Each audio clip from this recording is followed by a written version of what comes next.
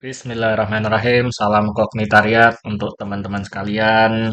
Wahai teman-teman yang punya daya kognitif tapi tidak punya daya kapital, sehingga disebut kognitariat, yaitu proletar yang punya kognisi. Jumpa lagi dengan Tutor Ember, seorang VTuber sekaligus virtual tutor yang biasanya rutin bikin konten-konten tes potensi akademik serta lagi menempuh studi magister di salah satu kampus di Indonesia yang inisialnya UGM. Dan kali ini aku pakai kata aku aja kali ya, soalnya kalau pakai kata saya kayaknya terlalu formil lah, terlalu kaku dan kikuk. Ya udah, kali ini aku mau bahas tentang konten planning ya ini mungkin hitungannya. Bisa dibilang konten planning bisa juga enggak, tapi terkait dengan konten-konten tes potensi akademik yang tidak akan aku buat sampai tahun depan.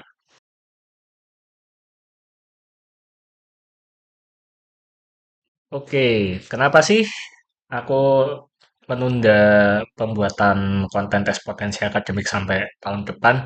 Ya jawabannya karena ini udah masuk akhir tahun 2025. Daripada aku ngejar dalam kondisi fase-fase liburan di akhir tahun, mending ya udahlah sekalian tunda ke tahun depan. Itu mungkin alasan klasik dari aku sendiri ya, tapi setelah itu alasan lainnya adalah yang namanya tes-tes potensi akademik, terutama yang diselenggarakan oleh UGM melalui PAPS dan juga TPA Bapenas serta TPDA PLTI kalau nggak salah tuh tes potensi dasar akademik dari PLTI. Jadi TPDA PLTI, TPA Bapenas dan PAPS UGM, PAPS UGM itu biasanya setiap tahun tuh sama. Beda dari tes yang mungkin sifatnya lebih berupa nasional dan sangat-sangat selektif, sangat-sangat kompetitif kayak misalnya SNBT,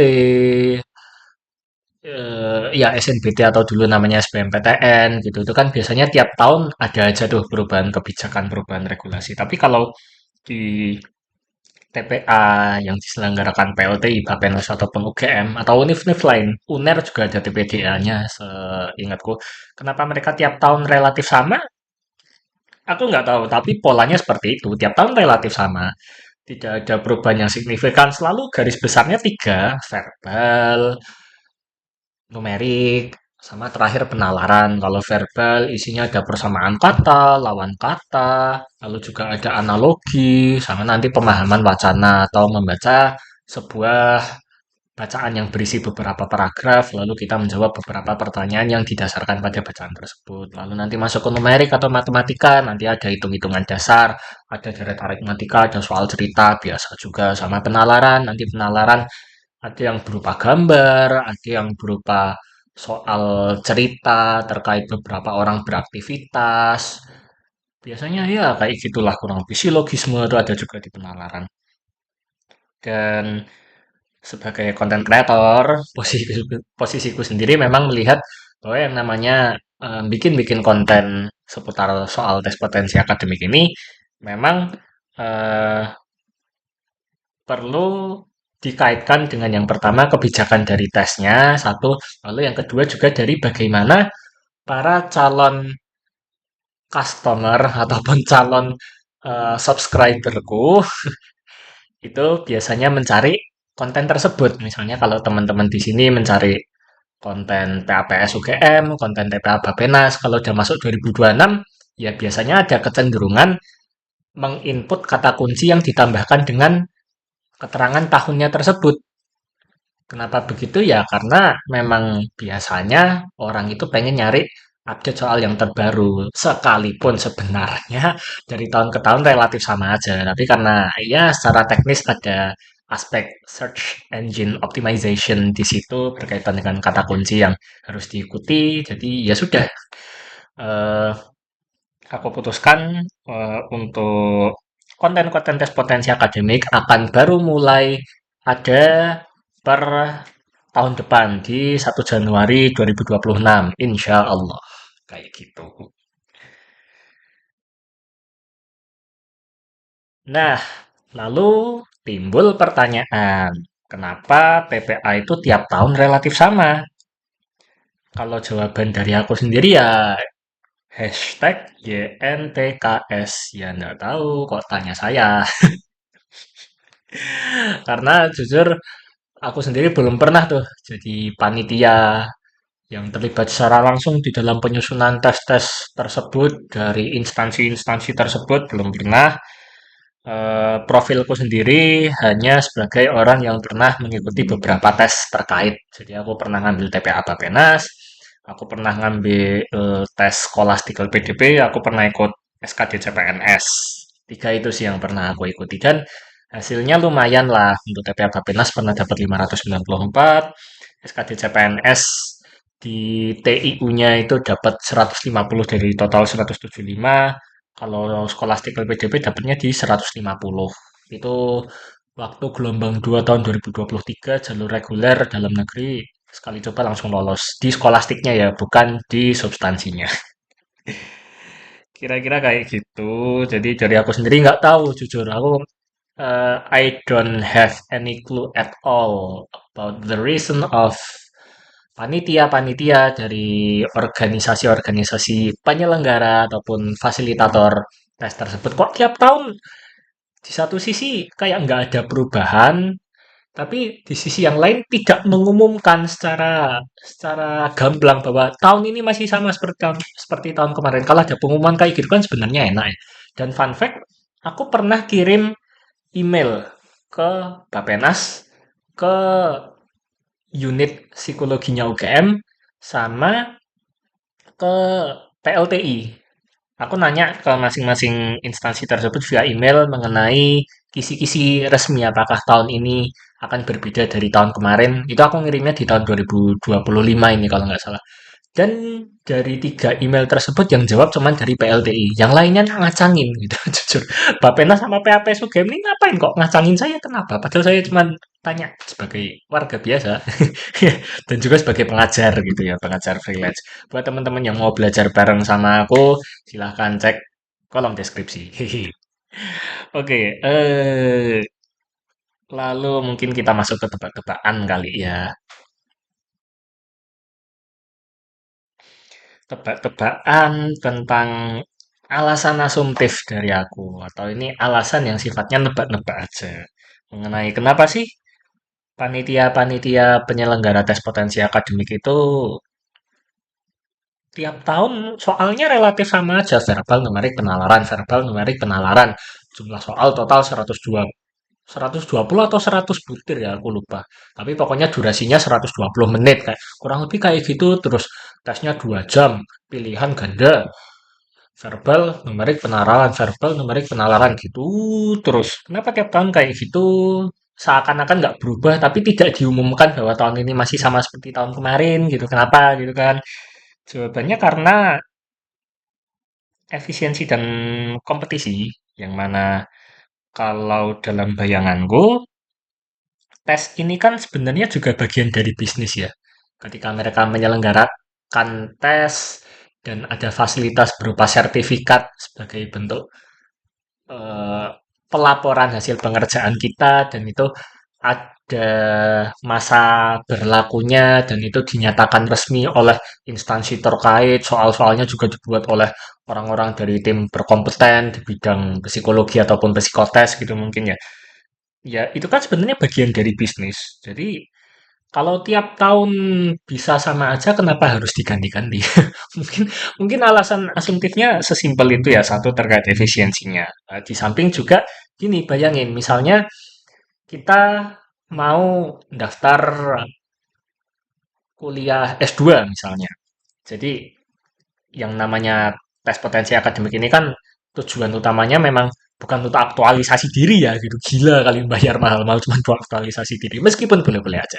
Sebenarnya tes potensi akademik ini kan tujuannya untuk syarat administratif ketika kita mau daftar kuliah pasca sarjana. Bayangin ketika misalnya syaratnya adalah minimal skor PAPS UGM atau Bapenasnya 450 misalnya. Terus yang PAPS UGM mencoba inovatif dengan membuat kebijakan dan soal-soal yang tingkat kesulitannya diubah dan juga daftar materinya diubah gitu. Misalnya jadi lebih kompleks biar harapannya orang yang dapat skor tinggi dari PAPS UGM tuh super pinter gitu karena memang soalnya udah dimodifikasi. Katakanlah PAPS UGM punya inovasi ataupun inisiasi kayak gitu.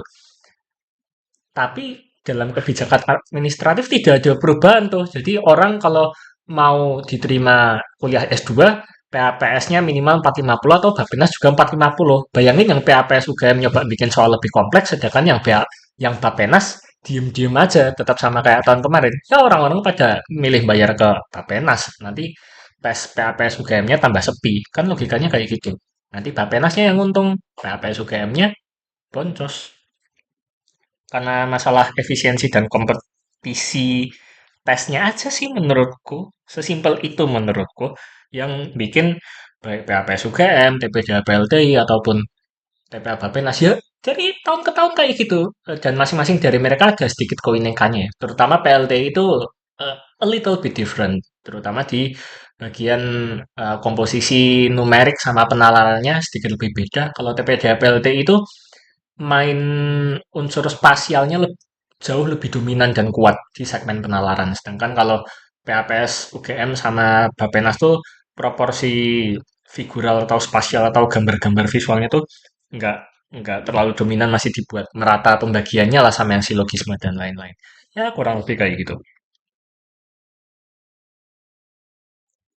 Jadi untuk simpulannya, yang pertama, terima kasih untuk semua penonton channel Tutor Ember yang sudah mengikuti konten-konten tes potensi akademiknya Tutor Ember dari awal. Buat yang belum pernah tonton, jangan lupa cek, tonton, likes. Kalau mau dislike juga boleh sih sebenarnya.